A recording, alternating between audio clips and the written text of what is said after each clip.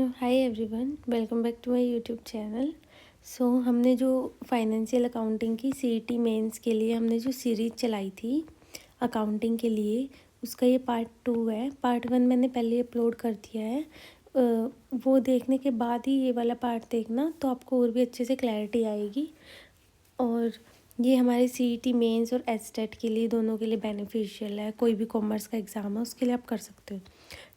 पहले पार्ट में हमने जो भी हमारे फाइनल अकाउंट्स होते हैं उनका हमने पहले ओवरव्यू पढ़ा था, कैसे कैसे हम फाइनल अकाउंट्स तक पहुंचते हैं। पहले कैसे हम जर्नल एंट्रीज बनाते हैं, फिर उनको कैसे हम लेजर में पोस्ट करते हैं, फिर उनको कैसे हम ट्रायल बैलेंस बनाते हैं।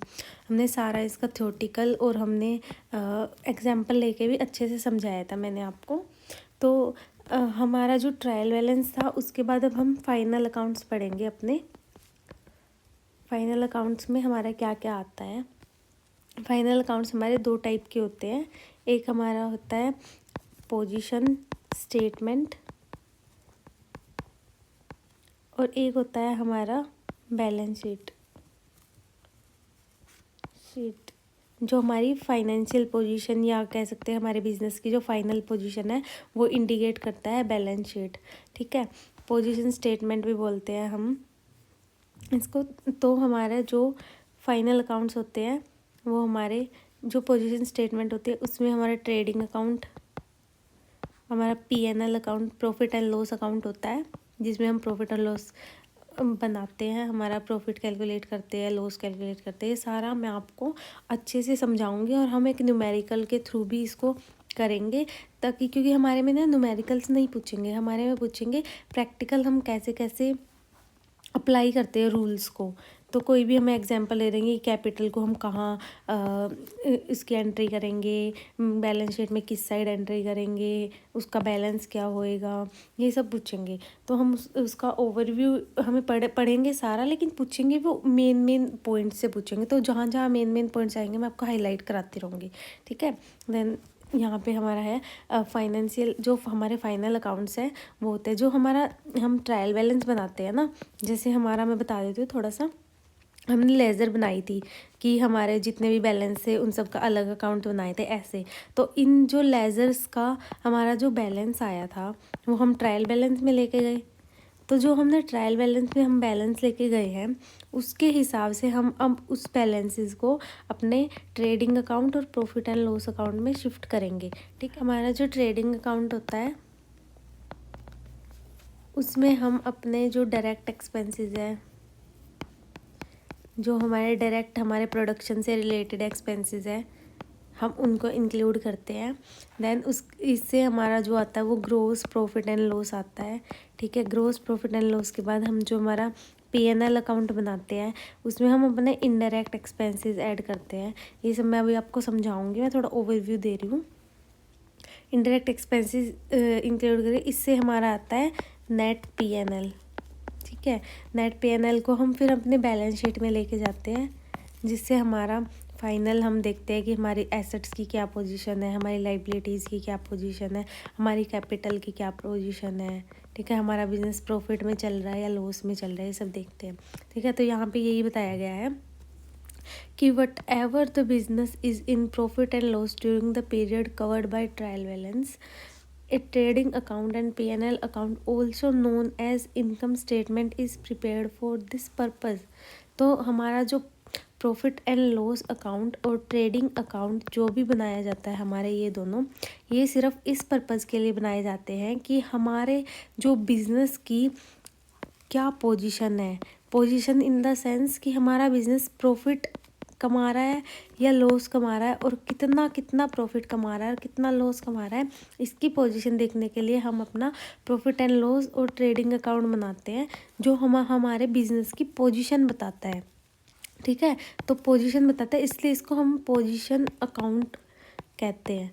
ठीक है। तो हमारे क्वेश्चन आ जाता है कि ट्रेडिंग अकाउंट को दूसरे किस नाम से जाना जाता है, पीएनएल अकाउंट को दूसरे किस नाम से जाना जाता है, तो ये हमारा पोजीशन अकाउंट के नाम से। ठीक है। और जो हमारी फाइनेंशियल पोजीशन है उसकी पिक्चर ऑफ एसेट्स, मतलब फाइनेंशियल पोजीशन हमारी एसेट और हमारी जो लाइबिलिटीज़ है उनकी हमें पोजीशन बताता है, हमारी बैलेंस शीट बताती है।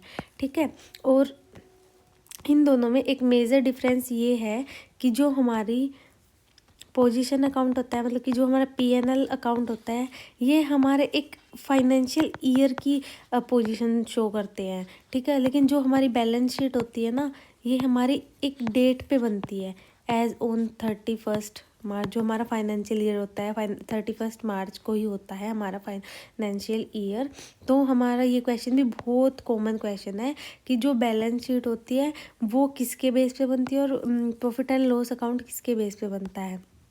यहाँ पे भी ये लिखा हुआ है कि जो हमारी बैलेंस शीट है वो रिप्रेजेंट करती है financial position on a particular point of time. ये हमारा कीवर्ड है यहाँ पे, पॉइंट ऑफ टाइम, ठीक है। ये हमारा क्वेश्चन में लिख के ऐसे दे देंगे, यही वाली लाइन लिख के दे देंगे कि फाइनेंशियल पोजीशन किसी ऑर्गेनाइजेशन की on a particular point of time पे क्या दर्शाता है। तो उसमें आपको P&L भी दे देंगे, ट्रेडिंग भी दे देंगे, आपको बैलेंस शीट भी दे देंगे, तो आप कंफ्यूज हो जाओगे कि क्या दर्शाता है। तो अभी तक मैंने आपको गिनी चुनी 4 बातें बताई हैं, जो मैं आपको समराइज़ कर देती हूँ कि जो हमारे फाइनल अकाउंट्स होते हैं वो हमारे बिजनेस की फाइनल पोजीशन दिखाते हैं, ठीक है। उसमें हम 3 अकाउंट्स बनाते हैं, ट्रेडिंग अकाउंट, P&L अकाउंट और हमारा बैलेंस शीट, ठीक है। ट्रेडिंग और P&L अकाउंट को हम मिला के पोजीशन अकाउंट बोलते हैं, देन हमारा जो बैलेंस शीट था ये हमारा पर्टिकुलर पॉइंट ऑफ टाइम पे बनाया जाता है, ठीक है। एज ऑन, इसको ऐसे लिखते हैं एज ऑन 31 मार्च, ईयर लिख देते हैं फिर, ठीक है। और अब हमारा जो आएगा जो फाइनल अकाउंट्स है, हम उसकी ट्रांजैक्शन कैसे कैसे करते हैं, तो हम उसका किस टाइप से हमारा साइकिल क्या है जिसके अकॉर्डिंग हम अपने फाइनल अकाउंट्स को प्रिपेयर करते हैं। तो ये है, मैंने आपको बताया था। जैसे पहले हमारी जर्नल एंट्रीज होती थी, जर्नल एंट्री को हमने लेज़र में पोस्ट करा, लेज़र के फिर हम हमारे जो बैलेंसेस थे वो हमारे ट्रायल बैलेंस में गए। जो ट्रायल बैलेंस के बैलेंसेस थे जो उनको हमने सेग्रीगेट करना है कि डायरेक्ट को अलग करना है, इनडायरेक्ट को अलग करना है, और जो हमारे असेट्स और लाइबिलिटीज़ है उनको हमने अलग करना है। तो जो डायरेक्ट एक्सपेंसेस है जो डायरेक्ट प्रोडक्शन से रिलेटेड है उनको हम ट्रेडिंग अकाउंट में लेके जाएंगे, और जो हमारे इनडायरेक्ट एक्सपेंसेस है जो हमारे ऑफिस एक्सपेंसेस भी बोलते हैं उनको हम प्रॉफिट एंड लॉस अकाउंट में लेके जाएंगे, और जो हमारे असेट्स और लाइबिलिटीज़ है हम उनको बैलेंस शीट में लेके जाएंगे। तो हमने बुक कीपिंग में देखा था कि हमारा बुक कीपिंग यहीं तक रह जाता है, ठीक है। और ये भी क्वेश्चन पूछते हैं कि बुक कीपिंग का एरिया वाइड है या फिर अकाउंटिंग का एरिया वाइड है। तो अकाउंटिंग का एक सब पार्ट ही बुक कीपिंग है, छोटा पार्ट बुक कीपिंग है, और अकाउंटिंग थोड़ा ज़्यादा एरिया या अकाउंटिंग का स्कोप ज़्यादा होता है, ठीक है। जो हमारा यहाँ पे ट्रायल बैलेंस बनाने तक हमारा आइडेंटिफाई कर लिया हमने उनको मेज़र कर लिया, हमने उनको रिकॉर्ड कर लिया, उनको क्लासीफाई कर लिया, उनको समराइज़ कर लिया, यहाँ तक ही बुक कीपिंग का एरिया डिपेंड करता है। इसके बाद का जो हमारा सारा एरिया है वो हमारा अकाउंटिंग में आ जाता है, ठीक है।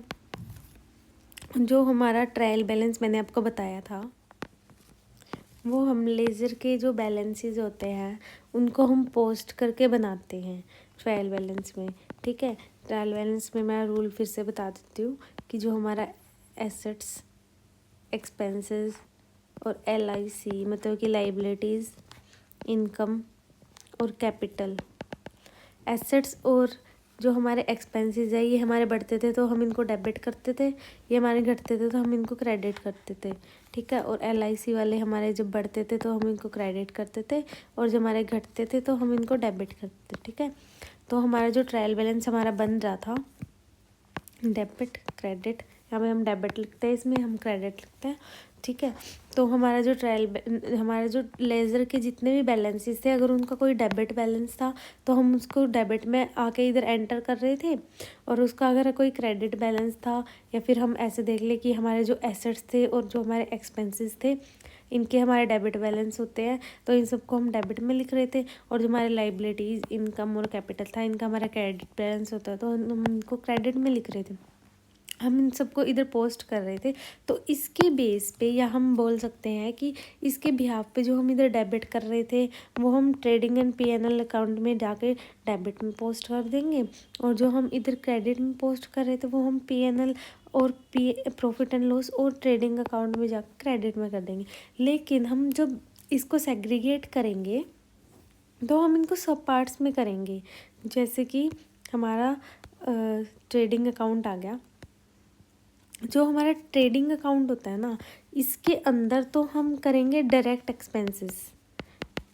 डायरेक्ट एक्सपेंसेस हमारे क्या होते हैं, जो एक्सपेंसेस हम अपने मैन्युफैक्चरिंग करने के लिए बिजनेस में सीधा हम एक्सपेंस कर रहे हैं, सीधा हम फैक्ट्री एक्सपेंस कर रहे हैं, सीधा मैन्युफैक्चरिंग के लिए एक्सपेंस कर रहे हैं। फॉर एग्जांपल लेके समझाती हूँ अलग अलग। जैसे हम अगर हम फैक्ट्री का रेंट दे रहे हैं तो है हमारा वो डायरेक्ट एक्सपेंस, और वो हमारा आएगा ट्रेडिंग अकाउंट में। लेकिन अगर हम ऑफिस का रेंट दे रहे हैं तो वो है हमारा इनडायरेक्ट एक्सपेंस, क्योंकि वो हमारा डायरेक्ट मैन्युफैक्चरिंग से रिलेटेड नहीं है। वो हमारा ऑफिस, या फिर कह सकते हैं हम उसको एक्सपोर्ट या फिर इंपोर्ट, हम उसको डिस्ट्रीब्यूट करने के लिए जो एक्सपेंस कर रहे हैं, ये ओवरहेड एक्सपेंस कर रहे हैं, ये हमारा वो एक्सपेंस है। तो हमारा जो डायरेक्ट एक्सपेंस होता है वो हमारा डायरेक्टली प्रोडक्शन से रिलेटेड होता है। तो जो डायरेक्टली प्रोडक्शन से रिलेटेड हमारा एक्सपेंस होता है वो हमारा, हम जो स्टॉक परचेज़ करते हैं, हम उसको परचेज़ करने में कैरीज इनवर्ड के लिए खर्चा करते हैं, जो हम रॉ मटेरियल परचेज़ करते हैं उसको हम कैरेज का जो हम भाड़ा कहते हैं वो देते हैं। और हमारा जो कितने भी हमारे फ्यूल एनर्जी हमारे चार्जेस लग रहे हैं, हमारा वेज लग रहे हैं उसको लाने में, उसको मैन्युफैक्चर करने में, वो सारे, और हमारे मतलब उसको मैन्युफैक्चर करने में जितने भी हमारे एक्सपेंस लग रहे हैं ना, वो हमारा डायरेक्ट एक्सपेंस है। और डायरेक्ट इनकम होती है हमारी, जो हमारे डायरेक्ट हम ऑफिस के से ना करके हमारे हम जो डायरेक्ट एक्सपेंस करते हैं, मतलब कि हमारे डायरेक्ट हमारे फैक्ट्री से रिलेटेड हम एक्सपेंस करते हैं, जैसे कि सेल्स। इसमें हमारा मेनली सेल्स ही आता है, ये हमें रटना ही होता है। बस हमें ना ये चीज़ें रटनी पड़ेंगी कि हम ट्रेडिंग अकाउंट में डेबिट साइड क्या लिखेंगे, क्रेडिट साइड क्या लिखेंगे। तो ये मैं आपको अच्छे से याद करवा दूँगी, ये मेरा काम है। ठीक है, एक सेकेंड, उनको स्पेस चाहिए।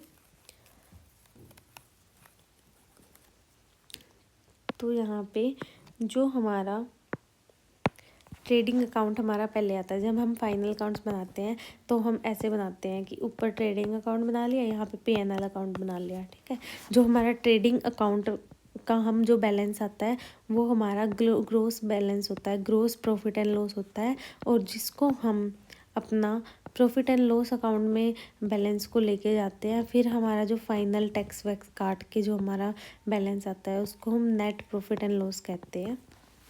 ठीक है, तो हमारा जो ट्रेडिंग अकाउंट है उसमें क्या क्या आएगा, हमारा जो ओपनिंग स्टॉक है ये हमारा डायरेक्ट एक्सपेंस है।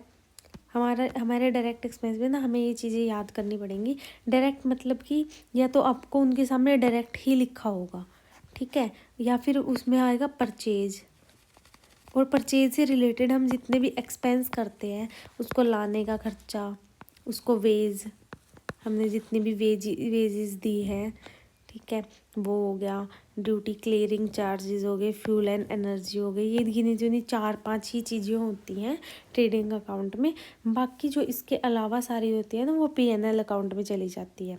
ठीक है, एक हमारा होता है, जैसे अगर हमें ऐसे दे रखा ना वेजेस एंड सैलरीज, तो ये हमारा आएगा ट्रेडिंग अकाउंट में, क्योंकि वेजेस हमारे फैक्ट्री एक्सपेंस होते हैं, ये हमारे डायरेक्ट एक्सपेंस होते हैं जो हमारे डायरेक्ट हमें प्रोडक्शन करने में या फिर परचेज करने में लगे हैं। और हमारा सैलरी बाद में आया ना, लेकिन ये हमारा वेजेस है ना आ गया ना, तो इसलिए फैक्ट्री एक्सपेंस हो जाएगा। लेकिन अगर इसी में हमारा सैलरी पहले आ जाता और वेज बाद में आ जाता तो ये हमारा इनडायरेक्ट एक्सपेंस हो जाता, और ये हमारा पीएनएल अकाउंट में ऐड होता, ना कि ट्रेडिंग अकाउंट में। ठीक है, ये क्वेश्चन हमारे पूछा जाता है कई बार एसएससी जो भी इनके एचएसएससी के एग्ज़ाम्स होते हैं कॉमर्स वाले, ये क्वेश्चन पूछा जाता है, ऐसे दे देंगे कि वेजेस एंड सैलरीज किस में ऐड होगा, तो हमारा इसका आएगा ट्रेडिंग अकाउंट में होगा। अगर सैलरी एंड वेजेस दे दें, एक वर्ड का ही आगे पीछे फ़र्क है, ठीक है, तो ये हमारा आएगा P&L अकाउंट में। ये बहुत इंपॉर्टेंट है। ये हमारा डायरेक्ट वेजेस, ये डायरेक्ट से पता ही लग रहा है, डायरेक्ट एक्सपेंसेस भी पता लग रहा है। कैरीज इनवर्ड हमारा जैसे परचेज और सेल्स, तो हमारा इसमें ही आएगा ट्रेडिंग अकाउंट में। तो परचेज़ हमारा इसमें आया है, तो परचेज़ को हमारा हम जो ख़रीदा है उसको लाने के लिए हमारा जो कैरेज लगा है वो, उसको हमारी ड्यूटी लगी है, क्लियरेंस चार्जेस लगे हैं, वो हमारा जो फ्यूल एंड एनर्जी लगी है, जितनी भी एनर्जी लगी है इसको ऐसे याद कर लो, उसको लाने में हमारी एनर्जी वेस्ट हुई है और हमने अपना फ्यूल यूज़ करा है कैरेज करने में, तो वो ऑक्ट्रॉय ड्यूटी होगी, अदर ड्यूटीज़ होती हैं ये जो हम इस एक्सपेंस करते हैं ख़रीदने के लिए। तो हमारा ना यहाँ पे एक मेन पॉइंट है कि जो हमारा ओपनिंग स्टॉक होता है उसको हम ट्रेडिंग P&L अकाउंट में करते हैं, लेकिन हम इसको अपने बैलेंस शीट में नहीं ऐड करते ओपनिंग स्टॉक को, ठीक है। देन उसके बाद हमारा यहाँ पे जो ये परचेज वाला है ना, इसको हम ये यहाँ पे नेट परचेज दिखते हैं, परचेज में से हमारा जो परचेज रिटर्न है उसको लेस करके लिखते हैं। ऐसे ही सेल है, सेल्स में से सेल्स रिटर्न को हम लेस करके लिखेंगे। तो यहाँ पे जो हमारा ग्रोस प्रॉफिट एंड लॉस होएगा, अगर हमारा ग्रोस लॉस होगा, मतलब कि अगर हमारा परचेज ये जो डेबिट वाला है, ये डेबिट वाला हमारा एक्सपेंसेस और लॉसेस वाला पार्ट है। अगर हमारा डेबिट वाला पार्ट ज़्यादा है, हमने ख़रीदा ज़्यादा है, हमने खर्चा ज़्यादा करा है और हमारा सेल्स कम हुआ है, तो हमें होगा लॉस, ठीक है। तो हमारा लॉस होगा तो हमारा इस डेबिट साइड वाला बैलेंस हमारा ज़्यादा जाएगा। तो हम इसको बैलेंस करने के लिए क्रेडिट में बाय बैलेंस BD लिख देंगे या फिर बाय ग्रोस लॉस लिखेंगे, ठीक है। तो ये हमारा ग्रोस लॉस हो जाता है जो कि P&L अकाउंट में यहाँ पे शिफ्ट हो जाता है। यहाँ पे हम इसको कैरी करके ले आते हैं, ठीक है। लेकिन अगर हमारा प्रॉफिट हुआ है, मतलब कि अगर हमारी सेल्स ज़्यादा हुई है, तो हम उसको, हमारा प्रॉफिट ज़्यादा हुआ है, हमारा क्रेडिट साइड का बैलेंस ज़्यादा है, तो हम उसको डेबिट साइड में लेके जाएंगे टू ग्रोस प्रॉफिट के नाम से, ठीक है। यहाँ पे हमारा बैलेंस हो जाएगा, यहाँ पे हमारा इक्वल हो जाएगा दोनों चीज़ें, तो हम उसको आगे लेके जाएंगे यहाँ पे क्रेडिट साइड में by gross profit and loss, ठीक है। तो ये हमारा, हम इसको यहाँ पे कहाँ लेके आ रहे हैं, प्रॉफिट एंड लॉस अकाउंट में कैरी करके लेके आ रहे हैं, ठीक है। ये हमें ज़्यादा इतना डीप नहीं पढ़ना कि ये सब कुछ ही याद करना है, ठीक है। बस हमें इसका ओवरव्यू लेना है कि हम थोड़ा बहुत, हमारा कहीं से भी क्वेश्चन आ जाए, इतना डीप पूछेगा नहीं, बस हमें थोड़ा पता होना चाहिए कि क्या क्या होता है इसके अंदर, क्या क्या थिंग्स होती है, डायरेक्ट वेजेस क्या होते हैं, कहाँ कहाँ यूज़ होते हैं, ठीक है। वो इनमें से नॉर्मली पूछेगा कि सेल्स अगर ज़्यादा हो गई तो हमें, हमारा जो ग्रोस लॉस होगा या प्रॉफिट होगा, ठीक है। तो ये याद कर लेना।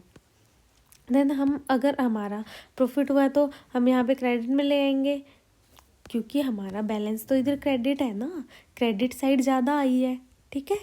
तो इसको हम क्रेडिट बैलेंस कहेंगे।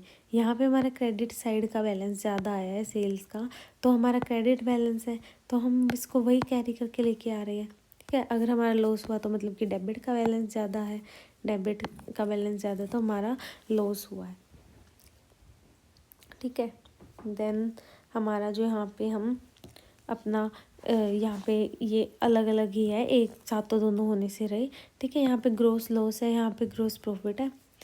देन यहाँ पे हमारा जो डेबिट में हमारे जितने भी एक्सपेंसेस हुए हैं ना, वो भी ऑफिस से रिलेटेड, डायरेक्ट नहीं इनडायरेक्ट, जो इनडायरेक्टली हमारे प्रोडक्शन से रिलेटेड है, मतलब कि डायरेक्ट हमारे प्रोडक्शन से रिलेटेड नहीं है, वो हमारा जो प्रोडक्शन की हुई चीज़ें हैं उनको डिस्ट्रीब्यूट, उनको स्टोर या फिर उनको अलग कुछ और कामों के लिए, रिपेयरिंग वगैरह के लिए जितने भी एक्सपेंसेस है वो सब इनडायरेक्ट में आ जाएंगे। मतलब कहने का मतलब जो डायरेक्ट में हमने नहीं लिखे वो सारे इनडायरेक्ट में आ जाएंगे, जैसे कि रेंट हो गया, rates, taxes, salary, stationery, printing, telephone bill, general expenses, trade expenses, insurance premium हो गया, loss by fire, loss by theft हो गया, डिस्काउंट अलाउड हो गया, ऑफिस लाइटनिंग होगी, डेप्रिसिएशन हो गया, ठीक है। ये सारे हमारे जितने भी एक्सपेंसेस है ना, वो सारे हमारे प्रॉफिट एंड लॉस के डेबिट साइड आएंगे। और जितने भी हमारे इनकम है ना, जितने भी सोर्सेज से एक्सेप्ट सेल्स, वही मैंने बताया था अभी, हमारे सेल्स के अलावा जितने भी हमारे ये हैं इनकम्स हैं, वो सारे हमारे इनकम साइड या फिर कह सकते हैं credit side of profit and loss account आएगा, ठीक है। तो ये हमारा जैसे रेंट रिसीव्ड है, डिस्काउंट रिसीव्ड है, सेल ऑफ स्क्रैप मटेरियल है, कमीशन रिसीव हो गई हमें, इंटरेस्ट रिसीव हो गया हमें, हमें डिविडेंड रिसीव हो गया। डिविडेंड हमारा जो हमारे जो शेयर हैं या फिर हमने कहीं पे पैसा इन्वेस्ट कर रखा है तो उस पर हमारा जो भी हमें इंटरेस्ट रिसीव होता है ना, उसको ही हम डिविडेंड बोलते हैं। बैड डेब्ट रिकवर हो गए हमारे, ठीक है। देन हमारा जो लास्ट में, अगर हमारा इसमें भी वही बात है, अगर हमारा डेबिट मतलब कि एक्सपेंसेस वाली साइड हमारी ज़्यादा आ गई, ये वाली साइड हमारी ज़्यादा आ गई, तो हमारा हुआ है लॉस, क्योंकि हमारी इनकम कम है। तो हमारा लॉस को हम इधर सेटल करेंगे बाय नेट लॉस के लिख के, ठीक है। लेकिन अगर हमारी क्रेडिट वाली साइड ज़्यादा आई है तो हम उसको अपने डेबिट में सेटल करेंगे, क्योंकि हमारा क्रेडिट ज़्यादा हुआ है। सीधी सी बात, हमारी इनकम ज़्यादा हुई है, तो इनकम ज़्यादा हो तो हमारा प्रॉफिट हुआ, तो प्रॉफिट को हम एडजस्ट करेंगे टू नेट प्रॉफिट लिख के डेबिट साइड, ठीक है। ये मैंने आपको बता ही दिया, सैलरी और वेजेस और सैलरी के बीच का डिफरेंस। ये यहाँ पे ये लिखा हुआ है कि जो हमारा प्रॉफिट एंड लॉस अकाउंट होता है वो इनडायरेक्ट एक्सपेंसेस सारे ऐड करता है, ठीक है। इतना ही पूछता है ये, बल्कि ये थ्योरी से ज़्यादा क्वेश्चन पूछते हैं, ठीक है। ये प्रॉफिट एंड लॉस का ये आगे कोई बैड डेब्ट रिटर्न ऑफ हुए हैं, डेबिट में आएंगे। रिपेयर्स करवाया है कोई हमने, एक्सपेंस हुआ है, ये भी डेबिट हो गया। ऑडिट की फ़ीस दी है, ये भी डेबिट हो गया। कोई प्री एक्सपेंसेस करे हैं कुछ भी, वो भी डेबिट हो गया, ठीक है। सेलिंग करने में, डिस्ट्रीब्यूशन करने में एक्सपेंसेस करे हैं, वो सारे के सारे ही हमारे प्रॉफिट एंड लॉस में आते हैं। ऑफिस एक्सपेंसेस हमारे आएंगे ट्रेडिंग में, और जो हमारे डिस्ट्रीब्यूशन ऑफिस एक्सपेंसेस आएंगे हमारे पीएनएल में। डिस्ट्रीब्यूशन के लिए एक्सपेंसेस हुए हैं वो भी हमारे पीएनएल में आएंगे, लेकिन बस सिर्फ जो फैक्ट्री के एक्सपेंसेस हुए हैं वही हमारे ट्रेडिंग अकाउंट में आएंगे। तो हमारे सेलिंग में कैरियर्स आउटवर्ड, हमारा पैकिंग करने का हो गया, सेल्समैन की कमीशन हो गया, कन्वेंस के खर्चे हो गए, एडवर्टीजमेंट के खर्चे हो गए, एक्सपोर्ट ड्यूटी लग गई। हमारे जो फाइनेंशियल अकाउंट एक्सपेंसेस है वो भी इसी में आएगी। हमने कोई इंटरेस्ट पे करा है, हमने कोई टैक्स पे करा है, वो हो गया, ठीक है। लास्ट में हमारा ये नेट प्रॉफिट हो जाएगा। देन हमारा आ जाता है थ्योरी वाला कि हमारा जो ट्रेडिंग अकाउंट है और प्रॉफिट एंड लॉस अकाउंट है, इसमें हमारा डिफरेंस क्या होता है। बना तो हम इसको साथ में भी सकते हैं, लेकिन हम इसको अलग अलग क्यों ही बनाते हैं। तो वही बोल रखा है, मीनिंग मैंने आपको क्लियर कर ही दिया था कि जो हमारा ट्रेडिंग अकाउंट होता है, इसको हम अपने जो फाइनेंशियल ईयर था उसका जो ग्रोस प्रॉफिट है उसको या फिर ग्रोस लॉस को एस्टिमेट करने के लिए बनाते हैं, और जो हमारा पीएनएल अकाउंट है ये हमारा नेट के लिए बनाते हैं। तो ये हमारे कीवर्ड है, अगर नेट आ जाए तो पीएनएल होएगा, अगर हमारा ग्रोस आ जाए तो ट्रेडिंग अकाउंट होगा।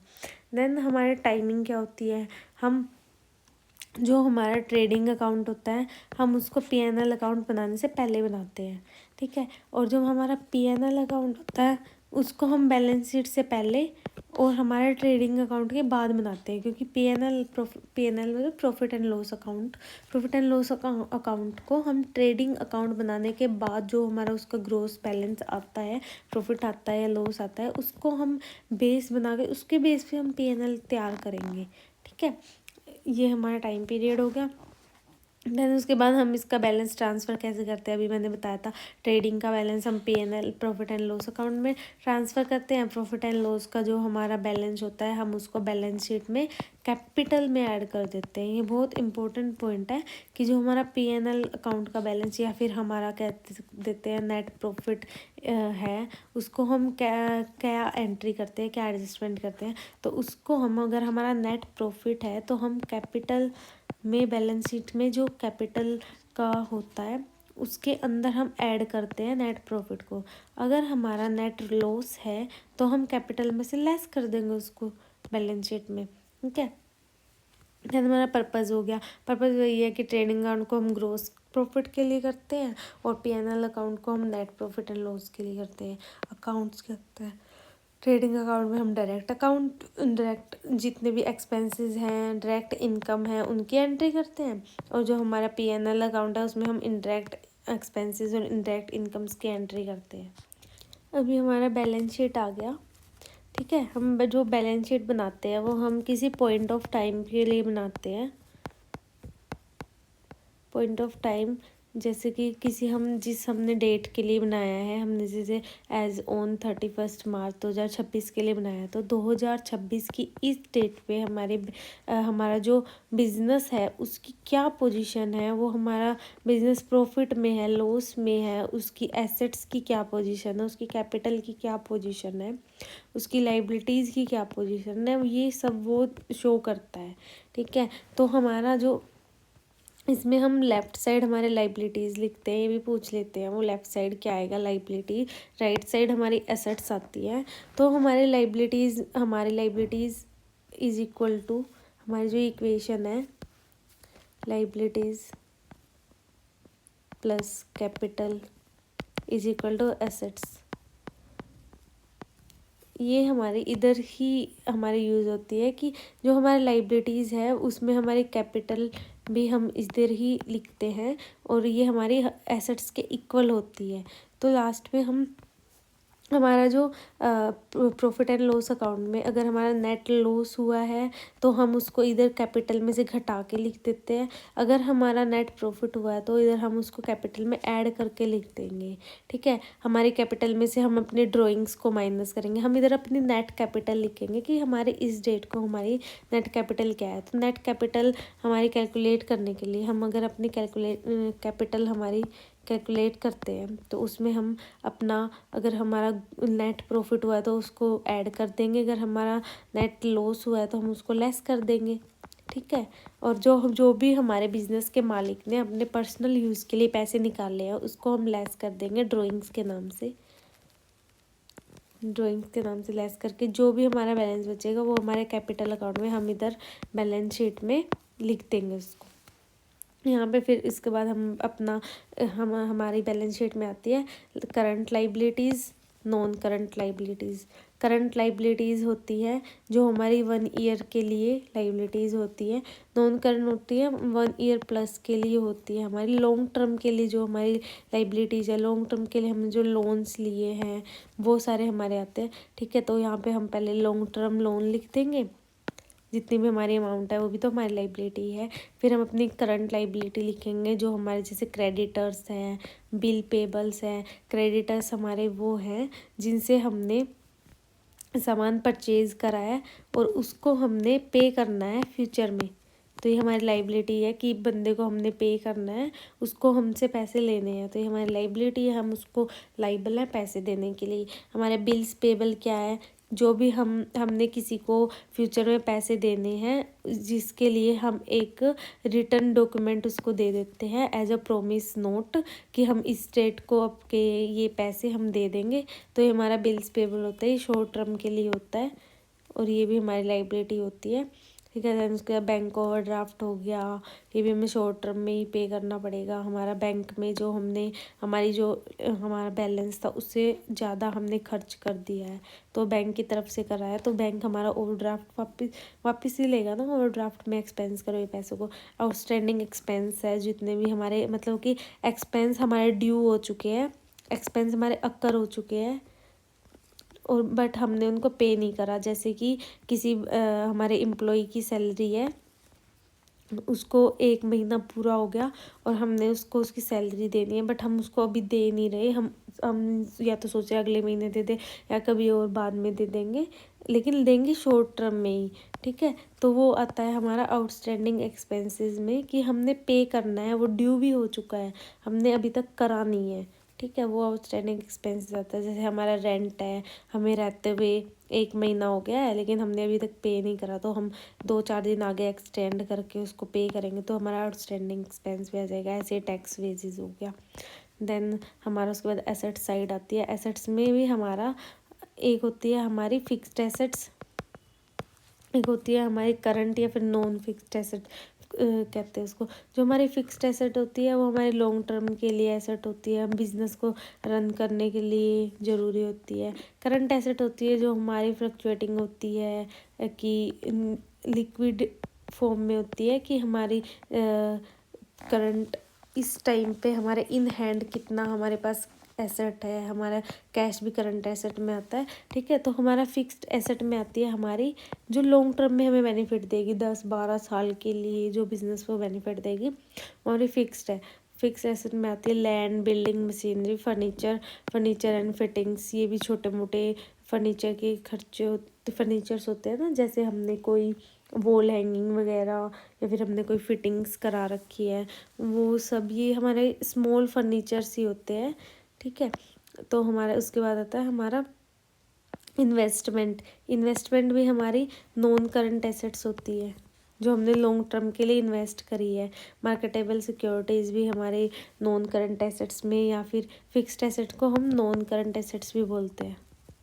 ठीक है, इसमें हमारे मार्केटेबल सिक्योरिटी जो हमने सिक्योरिटीज़ में हमने इन्वेस्ट कर रखा है, हमारी इन्वेस्टमेंट। फिर हमारी करंट एसेट्स होती है जो हमारी लिक्विड एसेट्स होती है, जो हमारी आती जाती रहती है, लिक्विड फॉर्म में ही होती हैं। ये नहीं है कि हम फिक्स उसको रख रहे हैं। करंट हमारी शॉर्ट टर्म के लिए एसेट्स होती है। तो ये हमारा कैश हो गया, हमारा जो बैंक में कैश पड़ा वो हो गया।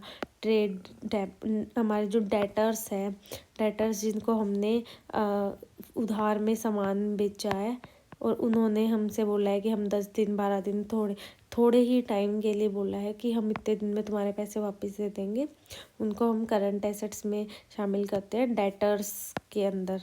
ठीक है, हमारे बिल्स रिसीवेबल भी वही होता है कि हमारे कोई डेटर्स है या फिर किसी और ने हमारा पैसा देना है और वो हमें कोई एक प्रोमिसरी नोट दे रहा है, प्रॉमिस करके ऐसे नोट दे रहा है कि मैं इस डेट को आपका ये सारा पैसा दे दूंगा, तो उनको हम अपना बिल्स रिसीवेबल बोलते हैं। वो भी हमारे एसेट्स होते हैं। देन प्रीपेड एक्सपेंसेस हमारा, जैसे हम पहले से ही अगले 12 मंथ का रेंट हम आज ही दे दें कि हमें अभी ले लो, वही हमारा 12 मंथ का रेंट, बाद में हमें टोकना मत। तो ये हो गया हमारा प्रीपेड एक्सपेंस। तो बाद में देना नहीं, ये भी हमारी असेट्स है ना, क्योंकि बाद में तो देना नहीं, अभी तो हमारी असेट्स में ही शामिल होगा ये। और हमारा प्रीपेड रेंट हो गया, पहले से ही पे कर दिया हमने रेंट, अब हमें बाद में देने की ज़रूरत नहीं है। हमारा टैक्स, वेजेस एक्सेट्रा एसेट्स। तो इसके बाद जब हम इन सब का बैलेंस करते हैं, हमारा एसेट्स का जो एसेट्स का टोटल आएगा और लाइबिलिटीज़ का टोटल आएगा वो सेम आएगा, जिससे हमारे बिजनेस की हमें फाइनल पोजीशन का पता लगता है कि इस डेट पे 31 मार्च को हमारे बिजनेस में एसेट्स की क्या पोजीशन है, हमारी लाइबिलिटीज़ की क्या पोजीशन है, हमारी कैपिटल की क्या पोजीशन है। ये सब का ओवरव्यू या फिर कह सकते हैं एक डीप हमारा व्यू ये हमें प्रेजेंट कर देता है। ठीक है, ये वही है, यहाँ पे इसने ना कंसाइज वे में लिख रखा है कि जो हमारा ट्रायल बैलेंस है उसमें हम एक्सपेंसेस, इनकम, लाइबिलिटीज़ और एसेट्स को हम रिकॉर्ड करते हैं। तो जो हमारे एक्सपेंस और इनकम है वो हमारे इनकम स्टेटमेंट क्या था, P&L अकाउंट और ट्रेडिंग अकाउंट था, उसमें चले जाते हैं। और जो हमारा लाइबिलिटीज़ और एसेट्स था वो हमारे बैलेंस शीट में जाते हैं। और जो हमारा इनकम स्टेटमेंट में जो हमारा प्रॉफिट एंड लॉस अकाउंट में हमारा जो नेट प्रॉफिट या लॉस आया था वो भी हमारा बैलेंस शीट में चला जाता है। बैलेंस शीट में कहाँ जाता है, वो कैपिटल में ऐड हो जाता है या फिर लेस हो जाता है। ठीक है, ये बहुत इंपॉर्टेंट है कि नेट प्रॉफिट हमारा बैलेंस शीट में क्या होगा, कैपिटल में ऐड होगा, नेट लॉस क्या होगा, कैपिटल में से लेस हो जाएगा। ठीक है, ये यहाँ पे ऐसे ही वही बताया है कि लेज़र का जो बैलेंस आएगा उसको हम ट्रायल बैलेंस पे पोस्ट कर देते हैं। ट्रायल बैलेंस में जो हमारा बैलेंसेस है उन सब से हम इनकम स्टेटमेंट मतलब कि ट्रेडिंग, P&L अकाउंट और हमारे बैलेंस शीट तैयार करते हैं।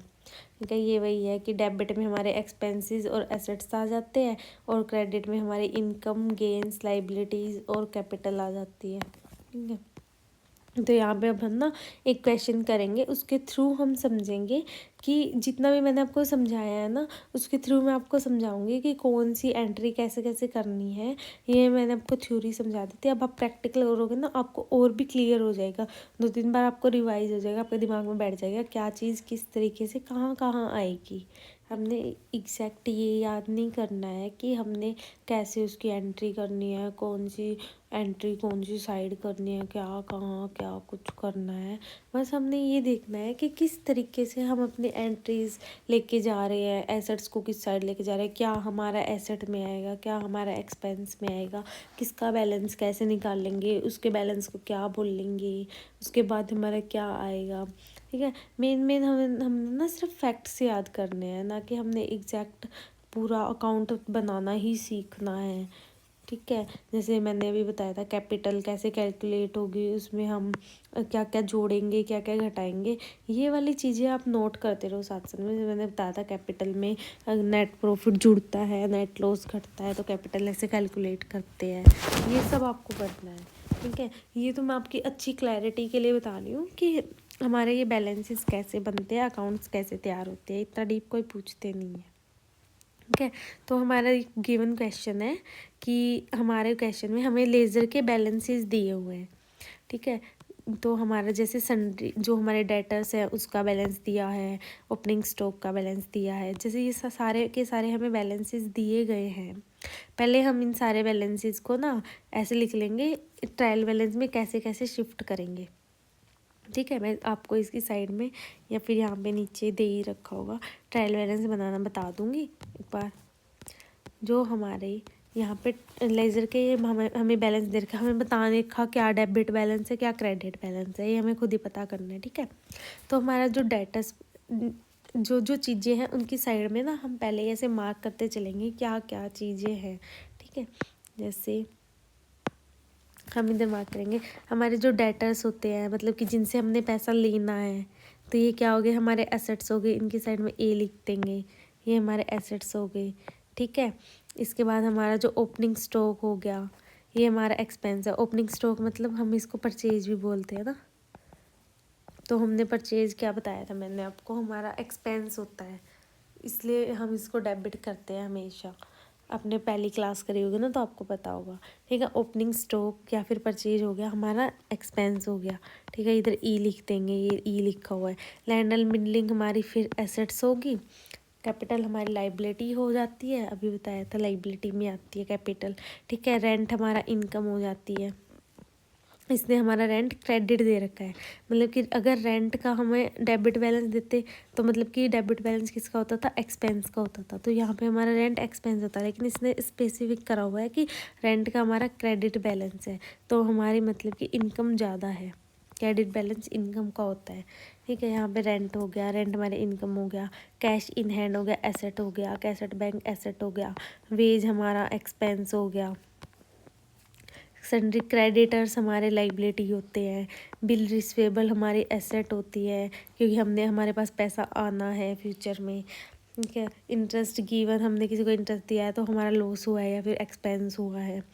बैड डेब्ट्स हमारे एक्सपेंस या फिर लॉस हुए हैं। रिपेयर्स के लिए हमने एक्सपेंस करा है। ठीक है, ये हम सारे लिखते चलेंगे कि सेल्स हमारी इनकम है, बिल पेबल हमारी लाइबिलिटी है, ये पूछते हैं, ये सारी चीज़ें पूछते हैं कि लाइबिलिटी होगा क्या होगा, ये चीज़ें हमारी इंपॉर्टेंट है। ठीक है, फर्नीचर हमारे एसेट हो गया, डेप्रिसिएशन एक्सपेंस होता है, टैक्सेस हमारे एक्सपेंस होते हैं, सैलरी हमारी एक्सपेंस होती है, ड्राइंग हमारी एसेट होती है जो कि हमारे कैपिटल में से लेस होती है ना, कैपिटल में से लेस इसीलिए होती है क्योंकि हमारे एसेट कम हुई है, ये ड्राइंग हमारी एसेट होती है। परचेज हमारा एक्सपेंस होता है, ऑफिस एक्सपेंसेस हो गई तो हमारा एक्सपेंस ही होगा, तो प्लांट एंड मशीनरी हमारी एसेट होगी। ठीक है, तो जो जो हमारे इन अकाउंट्स के बैलेंसेस होते हैं वो हम लिख लेंगे इधर।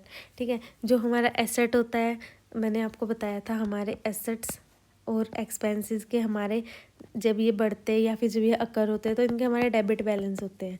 ठीक है, और जो हमारे LIC होते हैं, लाइबिलिटी और इनकम और हमारे कैपिटल होते हैं, इन सब के हमारे क्रेडिट बैलेंस होते हैं। ठीक है, तो इनके सामने हम इनके बैलेंसेस लिख लेते हैं, या फिर मतलब कि जो हमारी एसेट है ये हमारी ट्रायल बैलेंस में डेबिट साइड जाएगी। ठीक है, एसेट डेबिट, एक्सपेंस भी हमारा डेबिट साइड जाएगा, एसेट फीड हमारी डेबिट साइड जाएगी, लाइबिलिटी हमारी क्रेडिट साइड एंट्री होगी, इनकम की हमारी क्रेडिट साइड एंट्री होगी, एसेट की हमारी डेबिट साइड एंट्री होगी, एक्सपेंस की डेबिट साइड एंट्री होगी, लाइबिलिटी की हमारी क्रेडिट साइड एंट्री होगी। तो इन सबको हम ऐसे लिख लेंगे और इन सब की एंट्रीज हम ऐसे इधर ट्रायल बैलेंस में कर लेंगे। यहाँ पे मैंने भी बताया था हमारे डेटर्स क्या थे, हमारे एक्सपेंस थे, एसेट्स थे, सॉरी हमारे डेटर्स हमारे एसेट्स थे। तो हम उसकी एसेट्स की एंट्री हम डेबिट में करते हैं, ये लिखा हुआ है एसेट्स और एक्सपेंसेस की हम एंट्री डेबिट में करते हैं। और हमारा जो LIC है हमारा लाइबिलिटी इनकम और कैपिटल उसकी क्रेडिट में करते हैं। तो जो हमारे डेटर्स हमारे एसेट्स थे उसकी हम डेबिट में कर रहे हैं, ओपनिंग स्टॉक हमारा एक्सपेंस था इसकी भी हम डेबिट कर रहे हैं। ये सारी हम इधर से ही एंट्रीज लेके आ रहे हैं, ऊपर से ही हमारे ट्रायल बैलेंस बना लेंगे ताकि हमें बाद में आसानी हो। प्रॉफिट एंड लॉस और ट्रेडिंग अकाउंट में हमें जो इधर डेबिट है वो भी उधर भी डेबिट होएगा, जो इधर क्रेडिट है उधर भी क्रेडिट ही होएगा। ठीक है, तो यहाँ पे हमारा लैंड एंड बिल्डिंग हो गया, ये हमारी एसेट होता है, इसको हमने डेबिट कर दिया। कैपिटल हमारी क्रेडिट होएगी क्योंकि ये हमारी कैपिटल का बैलेंस हमारा क्रेडिट होता है, तो इसको हम क्रेडिट में लिखेंगे। रेंट रिसीव्ड हमारी इनकम है, तो इनकम हमारी बताया था मैंने हमारा क्रेडिट होता है। कैश इन हैंड हमारा डेबिट होएगा क्योंकि ये हमारी एसेट है। कैसेट बैंक भी हमारा एसेट है, ये भी हमारा डेबिट होएगा। वेजेस हमारा एक्सपेंस है, ये हमारा डेबिट होता है। इनके बैलेंस हमारा डेबिट होता है। बस एक चीज़ याद करनी है आप लोगों को, AELIC। अगर हमारा कहीं भी LIC लाइबिलिटी हमारे कहीं भी इनकम हो रही है, हमारे कहीं भी कैपिटल बढ़ रही है, लाइबिलिटी हमारी अकर हो रही है या फिर लाइबिलिटी हमारी बढ़ रही है, इन सब का बैलेंस हमारा क्रेडिट होएगा। कहीं भी हमारी एसेट बढ़ रही है तो और हमारे एक्सपेंस बढ़ रहे हैं तो इन सब का बैलेंस हमारा डेबिट होता है। इसका वाइसा वर्सा हम उल्टा करके देखते हैं तो हमारा क्रेडिट होगा। अगर हमें यही याद हो गया अगर बढ़ रहे तो डेबिट होगा, तो क्रेडिट तो हमें ईजिली पता लग जाएगा, कम हो रहे तो ईजिली क्रेडिट ही होंगे। ठीक है, और इन सब के बैलेंसेस भी यही होते हैं। ये ना मोस्ट कॉमन क्वेश्चन है कि एसेट का बैलेंस क्या होता है, एक्सपेंस का बैलेंस क्या होता है। तो एसेट्स का डेबिट होता है, एक्सपेंस का भी डेबिट होता है, और लाइबिलिटीज़ का क्रेडिट होता है, इनकम का क्रेडिट होता है, कैपिटल का भी क्रेडिट होता है। ठीक है, यहाँ पे हमारे सन्ड्री क्रेडिटर्स है। क्रेडिटर्स हमारे लाइबिलिटी होते हैं, तो लाइबिलिटी हमारी क्रेडिट होएगी। बिल रिसीवेबल हमारे एसेट्स हो गए, इनसे हमें पैसा लेना है तो ये हमारे डेबिट होएंगे, एसेट हमारी डेबिट होती है। इंटरेस्ट गिवन, इंटरेस्ट दिया है, एक्सपेंस हो गया। बैड डेब्ट्स हमारे एक्सपेंस हो गए, रिपेयर्स पे हमारा एक्सपेंस हो गया। सेल्स हमारी इनकम होगी, हमारे एक्सपेंस सारे डेबिट, सेल्स पे हमारी इनकम हुई है, क्रेडिट हो गया। बिल्स पेबल है, हमने पे करने हैं, ये हमारी लाइबिलिटी है, ये हमारी क्रेडिट होगी। फर्नीचर हो गया, ये हमारा डेबिट होएगा क्योंकि ये हमारी एसेट है। फर्नीचर पर अगर हमने डेप्रिसिएशन लगाया तो हमारा एक्सपेंस है, इसको हम डेबिट कर देंगे। देन उसके बाद रेंट एंड टैक्सेस, सैलरीज, ये दोनों हमारे एक्सपेंस है, इनको भी हम डेबिट करेंगे। ड्राइंग भी हमारा एक्सपेंस होता है, या फिर हम बोल सकते हैं कि हमारी कैपिटल कम हुई है, हमारी एसेट कम हुई है, तो इसको भी हम डेबिट करते हैं। देन उसके बाद परचेज हो गया, परचेज करने में भी परचेज भी हमारा एक्सपेंस में आता है, ये भी हमारा डेबिट हो गया। और ऑफिस एक्सपेंडिचर हो गया, ये एक्सपेंसेस है, ये भी डेबिट होएगा। प्लांट और मशीन एसेट है हमारी, ये भी डेबिट होएगी। तो लास्ट में जब हमारा इसका बैलेंस दोनों साइड का सेम होता है, टैली हो जाता है, तो ये इससे हमें पता लगता है कि हमारे जो अकाउंट्स हैं वो अर्थमेटिकली एक्यूरेट है, उनमें कोई भी हमारी मिस्टेक नहीं हुई। तो हमारा जो ट्रायल बैलेंस होता है, ट्रायल बैलेंस के थ्योरी में हमारे मेन 2 क्वेश्चन पूछे जाते हैं कि एक तो हम ट्रायल बैलेंस क्यों बनाते हैं, एक हम ट्रायल बैलेंस को क्या बोलते हैं। ठीक है, हमारा ट्रायल बैलेंस हमारा अकाउंट नहीं होता, ऐसे बोल देंगे कि ट्रायल बैलेंस के आगे हम अकाउंट लगा देंगे, लेकिन ट्रायल बैलेंस हमारा अकाउंट नहीं होता। ट्रायल बैलेंस हमारा स्टेटमेंट होता है। हमारी जो अकाउंट्स की जितने बैलेंसेस हैं उन सब की हमारी एक स्टेटमेंट होता है। ठीक है, ट्रायल बैलेंस, और इसको हम बनाते हैं अपने जो अकाउंट्स हैं उनकी अर्थमेटिकल एक्यूरेसी की जांच करने के लिए। मतलब कि हमारा डेबिट और क्रेडिट हमने जितनी भी एंट्रीज करी है, जो हमारे डुअल एस्पेक्ट में हमारे दोनों खाते हमारे हम बोलते हैं ना कि हमारा जो अकाउंटिंग सिस्टम है वो ड्यूल एक्सपेक्ट पे बेस है हमारे, जिसमें दोनों साइड के डेबिट और क्रेडिट दोनों साइड के खाते अफेक्ट करते हैं। तो वो दोनों साइड के अफेक्ट इक्वली कर रहे हैं कि नहीं कर रहे। अगर वो नहीं कर रहे तो मतलब हमने कहीं गड़बड़ करी है। लेकिन जब हमारा बैलेंस हमारा इधर इक्वल आ रहा है तो मतलब कि वो हमारा अर्थमेटिकली एक्यूरेट है। ठीक है। देन इसके बाद हमने ये कर दिया कि हमारा डेबिट में क्रेडिट में क्या आया। ठीक है। तो अब हम इसके बाद profit and loss and trading account बनाएंगे। जो जो चीज़ें हमारी इधर, एक ये लाइन बहुत फोकस होकर सुनना, जो जो चीज़ें हमने ट्रायल बैलेंस में एसेट्स में और लाइबिलिटीज़ में लिखी थी, वो सारी चीज़ें हमारे ट्रायल बैलेंस और ट्रायल बैलेंस से हमारे ट्रेडिंग और पीएनएल अकाउंट में हम शिफ्ट नहीं करेंगे। दोबारा रिपीट कर देती हूँ कि जो जो चीज़ें हमने इधर एसेट और लाइबिलिटीज़ में लिखी थी वो हमारी इधर ट्रेडिंग अकाउंट और पीएनएल अकाउंट में नहीं जाएगी, वो हमारी बैलेंस शीट में जाके उसकी एंट्री करेंगे हम। ठीक है। और जितने भी हमारे एक्सपेंसेस और इनकम है यहाँ पे, उन सब की एंट्रीज होगी हमारे ट्रेडिंग और प्रॉफिट एंड लॉस अकाउंट में। और ट्रेडिंग अकाउंट में उन्हीं एक्सपेंसेस और इनकम की एंट्री होगी जो डायरेक्ट परचेज और सेल से रिलेटेड है। और हमारे जो प्रॉफिट एंड लॉस अकाउंट में उन इनकम और एक्सपेंस की एंट्री होगी जो हमारे ऑफिस एक्सपेंस या फिर इनडायरेक्ट एक्सपेंस है उन सब की। ठीक है। तो यहाँ से हमारा ट्रेडिंग अकाउंट की स्टार्टिंग ही हमारी ओपनिंग स्टॉक से होती है। ठीक है। ओपनिंग स्टॉक मतलब परचेज, जितना भी हमारे पास रॉ मटेरियल पड़ा है, परचेज करने का मटेरियल पड़ा है, जितना पड़ा है उस सबको हम ओपनिंग स्टॉक बोलते हैं। ठीक है। ओपनिंग स्टॉक्स के बाद हमारा, आपको यहाँ पे एक मोस्ट इम्पॉर्टेंट क्वेश्चन बता देती हूँ। हमारा क्लोजिंग स्टॉक निकालने के लिए हमसे क्वेश्चन पूछते हैं, वो एग्ज़ाम में इक्वेशन पूछते हैं या फिर हमें कुछ डेटा दे देते हैं तो बोलते हैं कि इसका क्लोजिंग स्टॉक निकालो। तो क्लोजिंग स्टॉक निकालने के लिए हम हमारा जो ओपनिंग स्टॉक है, जो हमारा स्टार्टिंग में ही कि क्या स्टॉक था वो लिखेंगे। देन उसमें हमने जो भी उसके बाद जितने भी परचेज करा है वो आ जाएगा। ठीक है। उसमें से हम अपनी सेल्स को लेस कर देंगे और उसमें हमने अपने डायरेक्ट एक्सपेंसेस को भी ऐड कर देंगे। ये मैं आपको आगे अच्छे से समझाऊंगी। ठीक है। जहाँ पे हमारा ट्रेडिंग अकाउंट में हम स्टार्टिंग करते हैं ओपनिंग स्टॉक से। हमने ओपनिंग स्टॉक हमारा 50,000 है, यहाँ पे लिख दिया। तो हमारे जितने भी डायरेक्ट एक्सपेंसेस हुए हैं ऑफिस से रिलेटेड हमको सारे प्रॉफिट एंड लॉस अकाउंट में लिखने हैं। लेकिन हमारे फैक्ट्री या फिर प्रोडक्शन से हमारे ओपनिंग स्टॉक परचेज से रिलेटेड जितने भी एक्सपेंसेस हुए हैं वो हम ट्रेडिंग अकाउंट में लिखेंगे। ठीक है। जो हमारे ओपनिंग स्टॉक है वो, उसके बाद हमारा इसमें वेजेस आ जाएगा और परचेज आ जाएगा। ये हमारा डेबिट साइड आएगा क्योंकि ये सारे हमारे एक्सपेंस थे। जितने भी हमारे एक्सपेंस थे वो भी डायरेक्ट सिर्फ हमारे ऑफिस से रिलेटेड ना होके हमारे फैक्ट्री से रिलेटेड है, जितने भी वो सारे एक्सपेंस हमारे आएंगे ट्रेडिंग अकाउंट के डेबिट साइड। या फिर बेसिकली हमें ये याद कर लो कि जितने परचेज से रिलेटेड और मैन्युफैक्चर से रिलेटेड एक्सपेंस है और इनकम है वो सारी हमारे ट्रेडिंग अकाउंट में आएगी। यहाँ पे फिर हमारा सेल्स आ गया। बाय सेल्स में 1,70,000 की हमने सेल्स कर दी। ठीक है। तो यहाँ पे हमारा डेबिट का बैलेंस 1,80,000 है और हमारा सेल्स हमने 1,70,000 की करी है।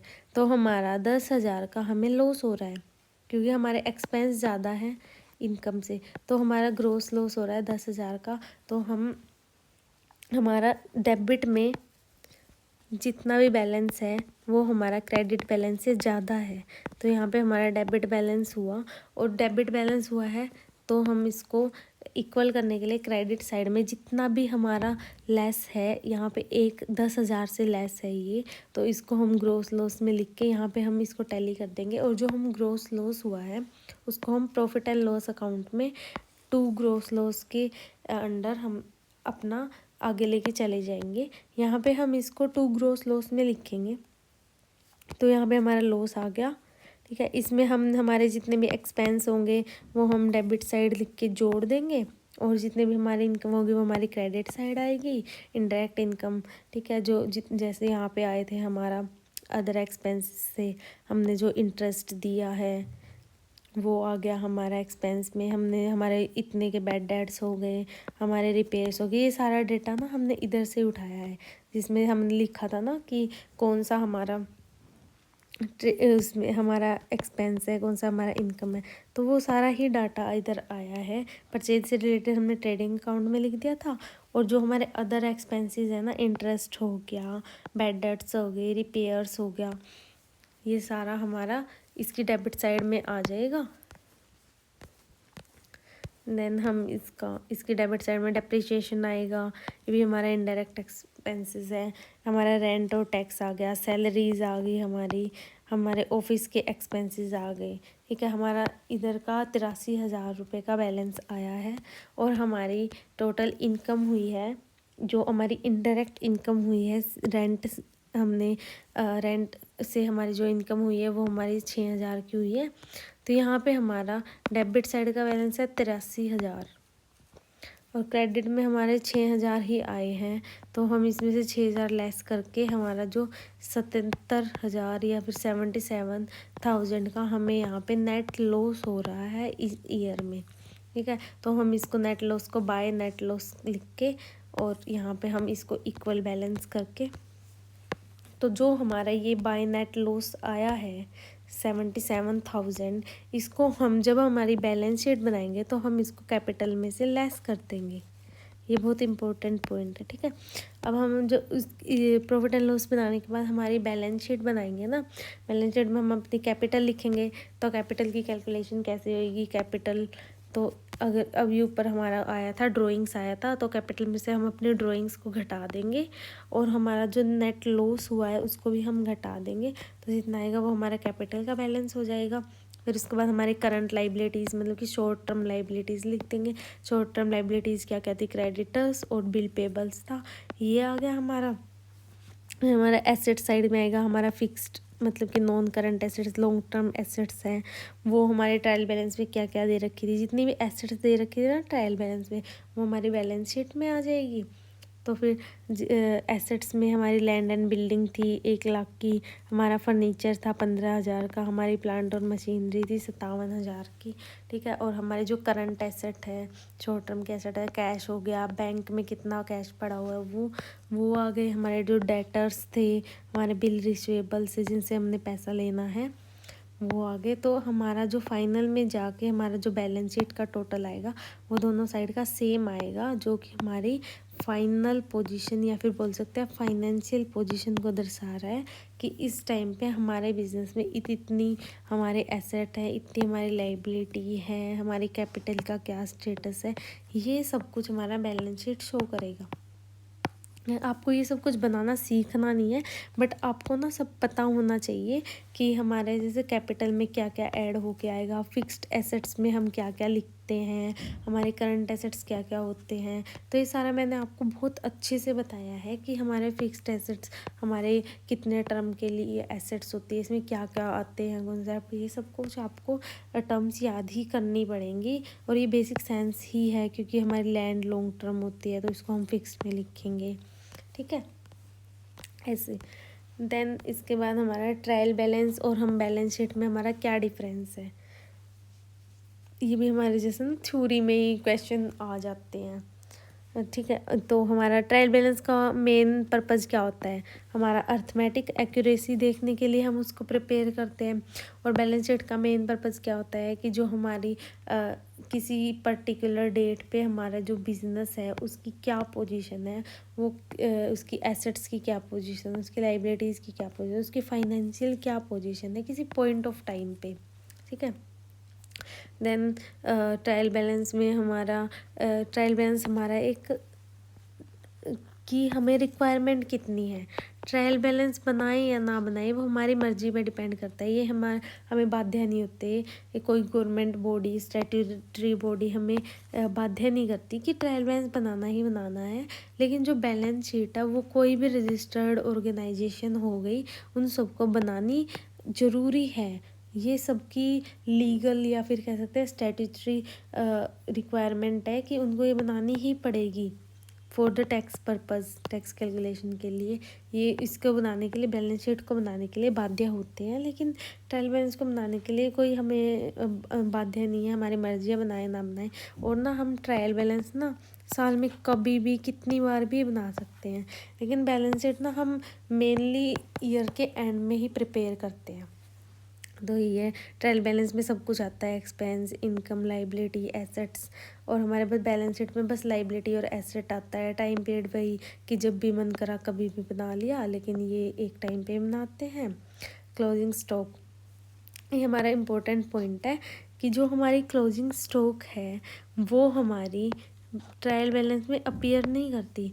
हम मतलब कि हमारा जो क्लोजिंग स्टॉक है हम उसको हम ट्रायल बैलेंस में नहीं लिखते, क्योंकि वो तो हम ट्रेडिंग अकाउंट बनाने के बाद कैलकुलेट करते हैं ना। कि जब हमने ट्रेडिंग अकाउंट बनाया उसमें हमने ओपनिंग स्टॉक लिखा, उसमें हमने परचेज को ऐड करा, उसमें से हमने सेल्स को लेस करा, तो जो हमारा लास्ट में स्टॉक बचा वो हमारा क्लोजिंग स्टॉक हो गया।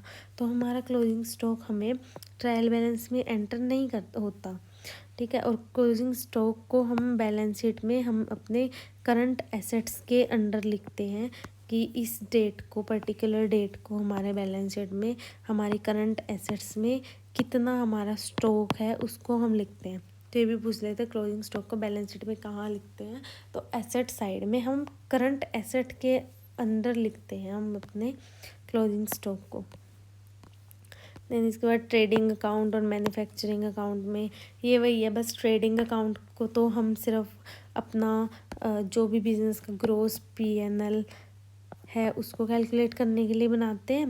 लेकिन जो हमारा मैन्युफैक्चरिंग अकाउंट है हम उसको हमारे जो भी हमने मैन्युफैक्चर कराया उसकी एक्चुअल कॉस्ट निकालने के लिए हम इसको बनाते हैं। और हमारा जो ट्रेडिंग अकाउंट होता है इसमें हमारा प्रॉफिट और लॉस दोनों आ जाते हैं।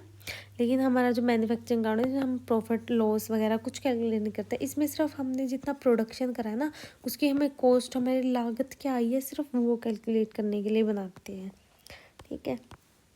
दैन उसके बाद मैंने आपको बता ही दिया था ट्रेडिंग अकाउंट और P&L अकाउंट में क्या डिफरेंस होता है। और इन ट्रेडिंग अकाउंट को हम अपना जो कॉस्ट ऑफ गुड्स सोल्ड है, हमारा जो ग्रोस प्रॉफिट है उसके लिए बनाते हैं, ग्रोस लॉस के लिए बनाते हैं। प्रॉफिट एंड लॉस अकाउंट को हम अपना नेट प्रॉफिट एंड लॉस के लिए बनाते हैं। ट्रेडिंग अकाउंट में हम अपना जितने भी हमारे गुड्स से रिलेटेड हमारी एंट्रीज है, परचेज की है, सेल की है, ये सारी एंट्रीज होती हैं। और हमारा जो प्रॉफिट एंड लॉस अकाउंट होता है इसमें हमारी ऑपरेटिंग या फिर बोल सकते हैं बिजनेस को चलाने के लिए इनडायरेक्ट एक्सपेंसेस उनकी एंट्रीज होती हैं। ऑपरेटिंग एक्सपेंस बैलेंस फिगर वही ट्रेडिंग अकाउंट का जो बैलेंस उसको हम प्रॉफिट एंड लॉस अकाउंट में ले जाते हैं। और जो हमारा प्रॉफिट एंड लॉस अकाउंट का बैलेंस है उसको हम नेट लॉस नेट प्रॉफिट के तहत अपना इसमें भी एडजस्ट करते हैं और बैलेंस शीट में भी जाके हम उसको कैपिटल में से लेस या ऐड कर देते हैं। देन उसके बाद बैलेंसिंग फिगर वही ट्रीटमेंट क्या होगा, इसको इसका बैलेंस प्रॉफिट एंड लॉस में जाएगा, इसका बैलेंस शीट में जाएगा। ये मैंने अभी आपको बताया था कि ये बहुत इम्पोर्टेंट है कि हमारा हमने जो गुड सोल्ड करा है उसकी क्या कॉस्ट है। तो हमने ये देखना है कि हमारे पास ईयर की स्टार्ट में कितना बैलेंस था स्टॉक में, ठीक है। हमने स्टॉक में क्या ख़रीदा है, क्या बेचा है, ठीक है, कितना हमारा प्रॉफिट हुआ, इन सब को कैलकुलेट करके हम ये देखते हैं कि हमारा जो भी बैलेंस आया है वो हमारा कॉस्ट ऑफ गुड सोल्ड, मतलब कि बीच में जो भी हमारा इनका मार्जिन रहा है ना वही हमारा जितना हमने गुड्स को सोल्ड करा है उसकी कॉस्ट है। जैसे कॉस्ट ऑफ गुड सोल्ड को हम कैसे निकालते हैं, बहुत इंपॉर्टेंट है फॉर्मूला, इससे हमारे एग्ज़ाम में न्यूमेरिकल आते हैं, ठीक है। तो कॉस्ट ऑफ गुड सोल्ड में क्या होता है, ओपनिंग स्टॉक, हमारा बिजनेस का ओपनिंग स्टॉक क्या था, बिज़नेस में जब हम स्टार्ट कर रहे थे उस टाइम पे हमारे पास कितना स्टॉक था, ठीक है। तो उसमें हम अपना जितना भी कितना हमने परचेज़ करा, ख़रीदा भी तो है। जैसे फॉर एग्ज़ाम्पल हमारे पास ना 10,000 का स्टॉक पड़ा हुआ था, ठीक है। और हमने निकालना है कि हमने जितना कितना बेचा है, या फिर कॉस्ट ऑफ गुड सोल्ड निकालनी है हमने, कि हमने जितना गुड सोल्ड करा उसकी कॉस्ट क्या थी। ठीक है, ये निकालना है। ठीक है, तो जैसे हमारे पास ओपनिंग स्टॉक हमारा 10,000 का था। ठीक है, हमने उसमें 2,000 का परचेज़ कर लिया। ठीक है, परचेज़ करा है तो ओपनिंग स्टॉक बढ़ गया, तो परचेज़ को ऐड कर देंगे तो हमारे पास नेट 12,000 हो गया। इसमें हम हमारा जितने भी हमारे एक्सपेंस करे हैं, जितना भी हम खर्चा करेंगे, वो सारा हमारा हम ऐड ही करेंगे ना, ताकि वो हमें बाद में हमें उसका, वो भी तो हमारा खर्चा ही है, उस सबको हम प्रॉफिट में ही ऐड करेंगे। तो जितना भी हमारा डायरेक्ट एक्सपेंसेस है, डायरेक्ट वेज है, उन सबको हम ऐड करेंगे। देन उसमें से हमारा जो लास्ट में, ईयर की लास्ट में हमारा जो भी बैलेंस बचा है, कि हमारा लास्ट में कितना बैलेंस बचा है, वो हम उसमें से लेस करेंगे, तो हमारा कितना बैलेंस आ जाएगा, उसको हम अपना कॉस्ट ऑफ गुड सोल्ड बोलते हैं। अगर आपको अभी नहीं समझ आया तो मैं आपको अच्छे से समझाती हूँ, क्योंकि ये बहुत इम्पोर्टेंट है। जैसे एक नॉर्मल एग्जांपल लेके बताती हूँ मैं। जैसे मेरे पास 1,000 रुपये का सामान पड़ा है। ठीक है, मैंने उसमें 2,000 रुपये का सामान और ख़रीद लिया, और उस 2,000 रुपये का सामान ख़रीदने के लिए मेरे को उसको ढो के लाने के लिए 100 रुपये मेरे किसी ने वेज के ले लिए। कोई मैंने अपना मज़दूर लगाया था, उसको कोई मैकेनिक वगैरह फ़िक्स करके गया, 100 उसके हो गए। तो ये हमारा डायरेक्ट एक्सपेंस हो गया वेज का। ठीक है, ये हो गया। और हमने उस पर और भी एक आधे उसकी मरम्मत या फिर उसको अच्छा इन्हेंस करने के लिए कोई भी एक्सपेंस करे हैं, वो वाले एक्सपेंस हो गए जो हमने डायरेक्टली उस पर करे हैं। ठीक है, ये सारे एक्सपेंस जोड़ने के बाद अब मेरे पास टोटल 3,000 रुपये का तो सामान और 100 रुपये के मैंने उस पर एक्सपेंस कर दिए, तो 3,000 और 100 रुपये का मेरे पास टोटल सामान हो गया। ठीक है, और ईयर की एंड टोटल सामान इस टाइम पे मेरे पास है, और ईयर के एंड में मैं उनको बोल रही हूँ कि मेरे पास तो 1,000 रुपये का ही सामान है क्लोजिंग स्टॉक में। तो वो बोल रहे हैं कि तुमने कितना गुड सोल्ड करा, उसकी कॉस्ट क्या है, वो निकालने के लिए मेरे पास कितना गुड्स था और कितने का था टोटल, और जितना मेरे पास लास्ट में रह गया है उसको मैं उसमें से लेस ही करूँगी ना, तभी मेरे को पता चलेगा ना कि मैंने कितना बेचा है। तो इसका लेस करके मैंने 2,100 बेचा है, तो यही हमारा कॉस्ट ऑफ गुड सोल्ड होता है। तो इसी को हम न्यूमेरिकल वे में ऐसे लिख देते हैं कि हमारा ओपनिंग स्टॉक उस टाइम पे मेरे पास कितना था, ओपनिंग स्टॉक हो गया हमारा ये कि मेरे पास 1,000 का पहले था, परचेज़ मैंने 2,000 का और कर लिया, और मैंने उस पर एक्सपेंस करे हैं, जितने भी डायरेक्ट एक्सपेंस करे हैं वो मैंने 100 रुपये के कर लिए, तो इतना सारा मेरे पास हो गया। और फिर लास्ट में मैंने जाके देखा मेरे पास तो 1,000 रुपये का ही सामान बचा हुआ था। तो ये पूछ रहा है कि मैंने कितने का सामान बेचा, मेरे सामान बेचने की कॉस्ट क्या थी, तो वो इसका डिफरेंस आएगा 2,100। ठीक है, तो ये यही फॉर्मूला है, ये बहुत इंपॉर्टेंट है। ओपनिंग स्टॉक हमने जितना परचेज़ करा वो जोड़ देंगे, हमने वेज उस पर जितने भी एक्सपेंस करे वो जोड़ देंगे, और फिर लास्ट में हमारा जो क्लोजिंग स्टॉक बच गया उसको हम लेस कर देंगे। तो ये हमारा आ जाएगा कॉस्ट ऑफ गुड सोल्ड, या फिर नेट सेल्स बोल सकते हैं। हमने कितनी टोटल सेल करी है वो हो जाता है ये। ठीक है, हमारे बहुत इम्पोर्टेंट है ये। वही है कि ये इतना इम्पोर्टेंट नहीं है, फिर भी पढ़ लेना कि हमारा रॉ मटेरियल हमने कितना कंज्यूम करा है। ये वैसे ही आ जाएगा कि हमारा जो ओपनिंग स्टॉक कितना था और हमने परचेज़ कितना करा, क्लोजिंग स्टॉक कितना हो गया, वही इसी को हम हमारा बोल देते हैं कि हमने इतना रॉ मटेरियल को कंज्यूम करा है, बीच का जो डिफरेंस हमारा बच गया है। वही ऑपरेटिंग एक्सपेंसेस, यही ऑपरेटिंग एक्सपेंसेस होते हैं हमारे, एडमिनिस्ट्रेशन या फिर ऑफिस एक्सपेंसेस बोलते हैं ना, ये हमारे P&L अकाउंट में आते हैं। ऑपरेटिंग एक्सपेंसेस सेलिंग करने में, ऑपरेटिंग एक्सपेंसेस में ये वाले क्वेश्चन भी पूछ लेते हैं। ऑपरेटिंग एक्सपेंसेस में क्या क्या आता है, जनरल एक्सपेंसेस हो गए, एडमिनिस्ट्रेशन के लिए एक्सपेंसेस हो गए कि हमने अपना बिजनेस को एडमिनिस्ट्रेट करने के लिए सैलरीज, हमारे रेंट वगैरह, ये सारे जो हमारे ऑफिस एक्सपेंसेस या डायरेक्ट वेजेस से अलग जितने एक्सपेंसेस हैं सारे इसमें आते हैं। सेलिंग करने के लिए, डिस्ट्रीब्यूशन करने के लिए डेप्रिसिएशन, ये आ गया इसमें। ठीक है, तो आज की क्लास में ना हम इतना ही करेंगे। इसकी अगली क्लास में ना हम अपने अकाउंटिंग स्टैंडर्ड इससे हमारा एक क्वेश्चन आता है। और एक हम करेंगे अकाउंटिंग कंसेप्ट्स और कन्वेंशंस करेंगे, इससे भी हमारा एक क्वेश्चन पूछ ही लेते हैं, वो 110% पूछ लेते हैं। किसी भी हमारा जो कंसेप्ट है उसकी वो डेफिनेशन दे देते हैं और उसी से हमारा ऑप्शन में दे के 4 के कॉन्सेप्ट के नाम पूछ लेते हैं। तो ये सब आपको ना तब भी आगे की क्लासेस ना आपको तभी समझ में आएंगी जब आप पीछे का करके आओगे, ठीक है। तो यहाँ पे ना हमारा फाइनेंशियल अकाउंटिंग का मेन पार्ट हमारा कंप्लीट होता है, जिसमें हमने एंट्रीज कैसे कैसे करनी है और हमने अपने फाइनल अकाउंट्स कैसे कैसे तैयार करने हैं। तो ये सारा आ गया। इसी से रिलेटेड वो 1-2 क्वेश्चन पूछ लेते हैं कि एसेट्स में क्या आता है, कैपिटल को कैसे कैलकुलेट करते हैं, अपने गुड्स सेल्स को कैसे कैलकुलेट करते हैं, एंट्रीज़ कैसे होंगी, कोई भी एंट्री पूछ लेगा, एक एंट्री तो पूछते हैं। तो ना ये 2 क्लासेस ना आपको अच्छे से करनी है। अगर एक बार समझ ना आए तो 2 बार करो, डबल स्पीड पे कर लो। आई सजेस्ट कि आप डबल स्पीड पे करोगे ना तो आपको और अच्छे से क्लैरिटी से समझ आएगा जल्दी। तो ठीक है, आज की क्लास के लिए इतना ही रखते हैं।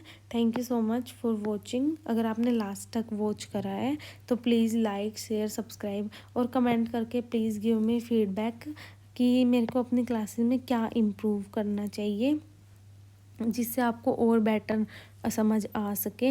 मैं अपनी पूरी कोशिश करती हूँ कि आपको अच्छे से समझ आए। तो फिर भी आप कोई अच्छा बुरा कोई भी फीडबैक है वो मेरे को ज़रूर पहुँचाएं, ताकि मैं अपने आप को और अच्छा करूँ, जिससे आपको समझ में आ सके। So thank you so much for watching. Like share comment and subscribe for more content of CET mains and estate या फिर कॉमर्स से रिलेटेड। और आपको अगर हरियाणा GK की क्लासेस और मैथ्स और दूसरे सब्जेक्ट्स की भी क्लासेस आपको चाहिए हैं तो आप प्लीज़ कमेंट करें, मैं आपके लिए अच्छे से अच्छा कंटेंट प्रोवाइड करके दूँगी। Thank you so much, bye, take care.